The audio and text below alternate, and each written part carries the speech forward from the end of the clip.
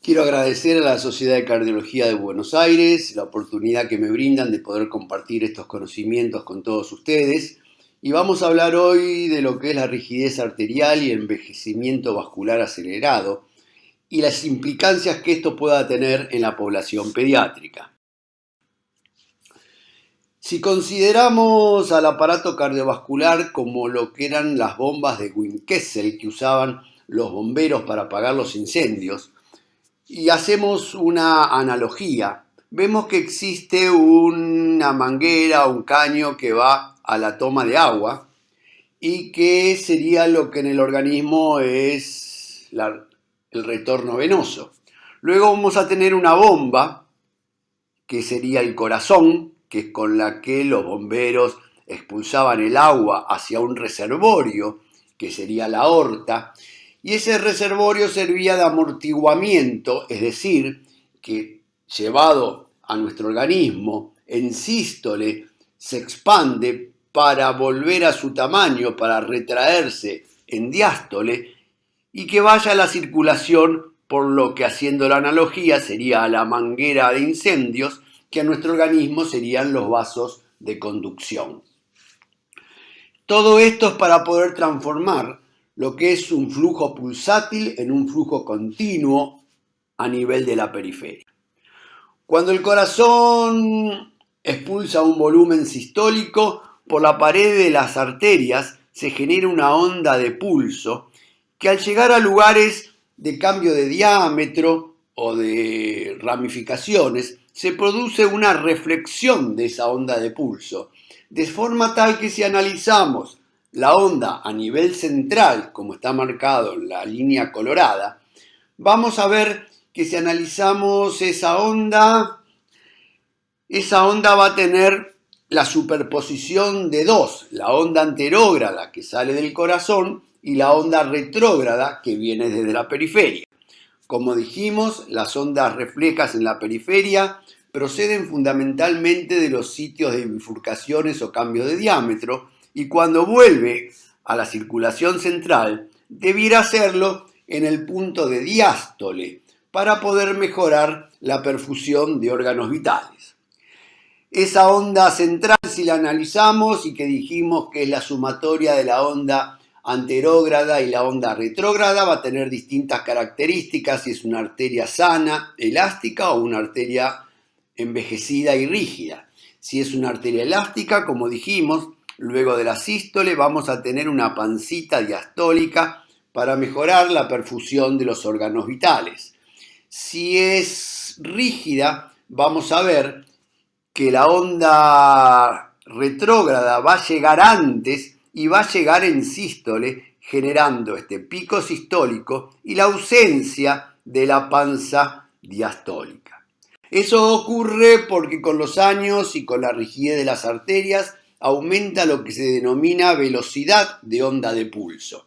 La onda de pulso tiene una velocidad a los 20 años de aproximadamente 600 centímetros por segundo y va aumentando y a la edad de los 80, 70, 80 años va a ser de 1300 metros por segundo, de forma tal que, como dijimos, esa onda va a llegar, cuando hay rigidez arterial acelerada, a la circulación central y repetimos que en lugar de llegar en diástole como correspondería llegar en arterias sanas, jóvenes y flexibles, va a llegar en sístole.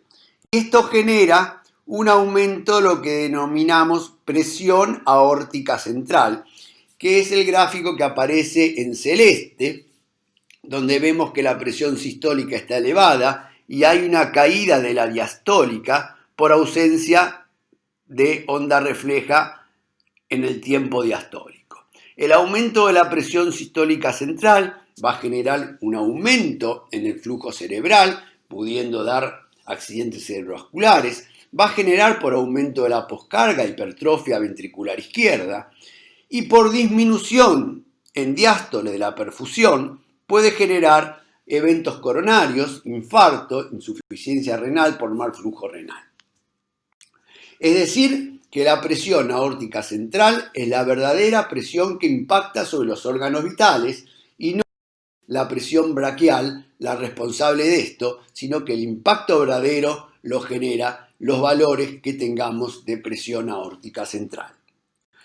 Hablábamos de la velocidad de pulso como marcador de la rigidez arterial. ¿Cómo se mide la misma? Es muy sencillo. Se utilizan dos tonómetros. Uno se coloca sobre la carótida, el otro se coloca sobre la arteria femoral y se miden las imágenes de la onda de pulso y se comparan la carótida con la femoral en cuanto al tiempo de iniciación. Y vamos a ver que la velocidad de onda de pulso va a estar dada por la distancia en centímetros que ocurre o que existe entre la carótida y la femoral, dividido el tiempo de retraso del inicio o del pie de la onda de pulso a nivel femoral con respecto a lo carotídeo. Otro marcador a tener en cuenta es lo que se llama índice de aumento. El índice de aumento está muy relacionado a la presión aórtica central y va a estar dado por la diferencia de P, es decir, la diferencia que hay entre el primer pico dado por la eyección cardíaca y el segundo pico dado por la onda refleja. Cuanto más es el delta P, bueno, mayor es el índice de aumento y vamos a ver que también es un marcador de rigidez arterial. El delta P dividido por la presión de pulso y multiplicado por 100 es lo que se denomina índice de aumento. El índice de aumento dijimos que es también un marcador de rigidez arterial, correlaciona con la masa ventricular izquierda por el aumento de la poscarga y aumenta con la edad vascular. Podemos ver que hay una correlación entre índice de aumento y edad. También existe una correlación entre índice de aumento y velocidad de onda de pulso y también con la mortalidad. Los pacientes que tienen un cuartilo mayor de índice de aumento van a tener una sobrevida menor que los pacientes con un índice de aumento menor. El índice de aumento está influenciado por muchos factores, como son los valores de presión, la intensidad, el grado de reflexión, la frecuencia cardíaca, el sexo, la edad, la altura, la presencia de drogas vasoactivas. En cambio, la velocidad de onda de pulso es independiente de estos factores, por lo tanto, es un mejor índice de rigidez arterial y es el que más utilizamos, es el gold standard, en contraposición al índice de aumento que está muy influenciado por otros factores. Yendo al concepto de rigidez arterial, dijimos que es un predictor independiente de eventos cardiovasculares. En realidad, la rigidez arterial se da cuando se necesita mayor presión para tener el mismo cambio de diámetro de una arteria. Dijimos que lo medimos a través de la velocidad de onda de pulso carótido femoral y también está relacionado a mortalidad. Mayor velocidad de onda de pulso que la que corresponde a determinada edad va a estar asociado con mayor mortalidad. Podemos decir que cada metro por segundo de aumento de la velocidad de onda de pulso vamos a tener un 14% de aumento de eventos cardiovasculares y un 15% de aumento en la mortalidad global. Esto es tan importante que desde el año 2013 la Sociedad Europea de Hipertensión Arterial ha colocado a la velocidad de onda de pulso mayor de 10 metros por segundo como un signo de rigidez arterial y de daño de órgano blanco, igual que la hipertrofia ventricular izquierda, igual que el espesor íntima media aumentado, igual que el aumento de los valores de creatinina y caída de la filtración glomerular o de la microalbuminuria. ¿A qué se debe la rigidez arterial? Bueno, es un signo de envejecimiento y los cambios ocurren principalmente en las arterias elásticas, donde va a haber pérdida de la estructura laminar, adelgazamiento, división, deshilachamiento, fragmentación de las fibras elásticas, con el consecuente depósito de colágeno y calcio. Podemos simplificarlo diciendo que es una fatiga del material elástico de las arterias. Y hay unas enzimas, un grupo de enzimas que son las metaloproteinasas, que están muy implicadas en este proceso. Las metaloproteinasas van a actuar sobre las células endoteliales generando apoptosis, fragmentando la membrana basal, generando inflamación, aumento del estrés oxidativo. A nivel de las células musculares lisas, bueno, va a haber migración de las mismas hacia el subendotelio, se diferencian en células que segregan matriz extracelular, cambian su fenotipo contráctil en uno más de secreción, se pierde elastina, se aumenta el colágeno y están activados todos los mecanismos de inflamación mediados por fibroblastos, macrófagos y mastocitos. Esto es lo que hacen las metaloproteinasas, llevando en definitiva a daño endotelial, fibrosis, aumento del espesor íntima media. Es un estado proinflamatorio y de rigidez arterial que va a terminar con hipertensión, aterosclerosis y ruptura o disección de las arterias. Muchos de estos marcadores de daño vascular, estrés oxidativo e inflamación ya los podemos detectar en la infancia y en la adolescencia. Este es un signo o un concepto importante a tener en cuenta, diríamos que es uno de los primeros conceptos que nos tienen que quedar. La posibilidad de detectar todos estos cambios desde edad temprana. A tal punto que los jóvenes con síndrome metabólico tienen un estado inflamatorio, como con todas las consecuencias que dijimos anteriormente, y de disfunción endotelial. De vuelta aparecen las metaloproteinasas y pueden tener un grado de rigidez arterial mayor que el que corresponde a su edad. Estos pacientes, la rigidez arterial va a llevar, como dijimos, por aumento de la poscarga, por aumento de la presión sistólica central, a la hipertrofia ventricular izquierda, a la isquemia miocárdica, dijimos, por disminución de la perfusión diastólica, agrandamiento auricular izquierdo, por la hipertrofia ventricular, fibrilación auricular, insuficiencia cardíaca diastólica y, por último, sistólica. La hipertensión arterial en niños y adolescentes es un determinante de esta evolución desfavorable en el futuro. Concepto importante, debemos controlar los valores de presión arterial y marcadores de daño arterial desde muy jóvenes para evitar que todas estas consecuencias desafortunadas ocurran en etapa adulta. Y yendo a los niños y adolescentes, hay unos datos epidemiológicos muy interesantes. El 10% de los adolescentes de 18 años son hipertensos, el 4% de la población total de adolescentes, con una relación varón-mujer de 4:1.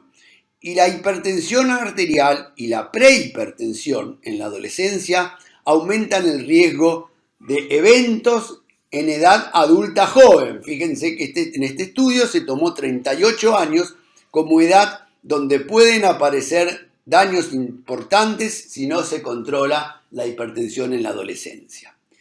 En la adolescencia dijimos también que ya se detecta injuria vascular. Con respecto a la hipertensión del adolescente hay tres cosas a tener en cuenta. El índice de masa corporal, pero más que el índice de masa corporal es importante la circunferencia abdominal, porque la circunferencia abdominal implica un mayor peso, pero con una distribución anormal de la grasa corporal y patológica.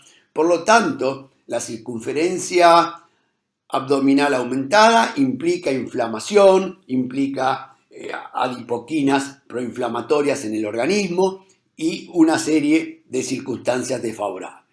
Obviamente debemos tener en cuenta también la prematuridad y el bajo peso al nacer, que son factores que determinan hipertensión en la adolescencia. La pregunta entonces es lo de la gallina y el huevo. ¿Ocurre primero la rigidez arterial o la hipertensión arterial? ¿Es la rigidez como mecanismo fisiopatológico de la hipertensión o es la hipertensión la que genera lesión de órgano blanco y más rigidez arterial? Es una combinación de ambas cosas y la rigidez arterial va unida a un concepto que es el de envejecimiento vascular precoz o EVA. Son situaciones donde vimos que existe lo que en el habla inglesa se llama el low grade inflammation. La inflamación en grado leve está presente en los pacientes hipertensos y en los pacientes con envejecimiento vascular precoz. Llevándolo eso a la población joven, podemos hablar, en un concepto muy ligado al de EVA, el de maduración biológica temprana. Es decir, el paciente joven hipertenso es un paciente que debería tener la presión que tendría más tarde en su vida. Es decir, ha ocurrido una maduración biológica precoz. Pero no solamente tenemos el concepto de EVA, que bueno, es una susceptibilidad a tener mayor daño vascular. Contribuyen mucho los factores de riesgo. Los pacientes con EVA después vamos a ver que tienen una serie de circunstancias ambientales y de riesgo aumentados. Y se opone a un nuevo concepto que es el de supernova, es decir, arterias que tienen un menor envejecimiento que lo normal. Son arterias que son más jóvenes que lo que corresponderían a la edad y tienen un factor genético asociado. Por ejemplo, son personas, los supernova, que eliminan más uromodulina por la orina, que es una sustancia que favorece la relajación arterial. Si vemos el gráfico, en línea azul tenemos el envejecimiento vascular promedio, con el cual se va a ocurrir a lo largo de los años y los pacientes van a tener sus eventos cardiovasculares en una cantidad de eventos promedio para la edad.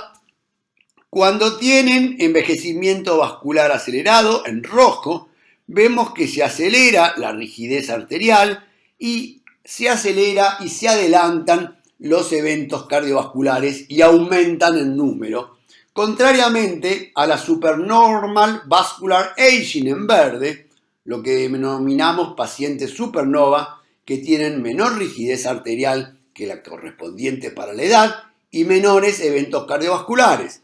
Va a ser un paciente de los que vamos a denominar healthy o sano desde el punto de vista cardiovascular. Y esto lo podemos hacer porque hay tablas que nos dicen para cada edad y para cada valor de presión arterial cuál sería la rigidez arterial que corresponda. Si está por debajo de eso, va a ser un supernova, y si está por encima de eso, va a ser un EVA.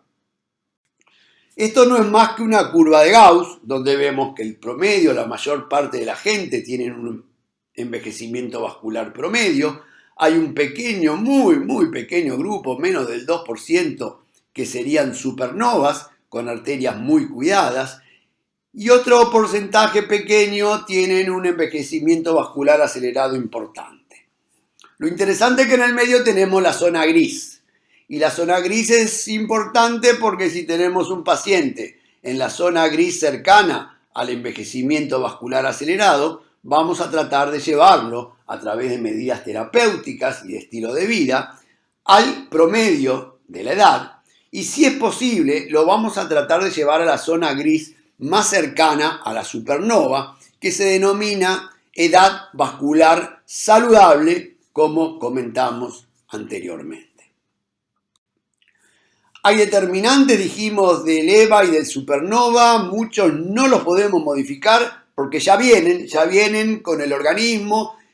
Es la edad cronológica que no se puede parar, la raza, el sexo, la historia familiar de enfermedades cardiovasculares, como dijimos, el crecimiento prenatal y la tendencia genética. Lo que pasa es que sumado a esto, hay otros factores de riesgo que sí son determinantes del EVA y algunos, sobre todo los que resalté en el recuadro rojo, ya los podemos controlar desde edad adolescente. La hipertensión, la hiperglucemia, la insulinoresistencia, la diabetes, la obesidad, la grasa abdominal, el síndrome metabólico. Son todos factores que podemos controlar en la edad adolescente para modificar la evolución de esos pacientes.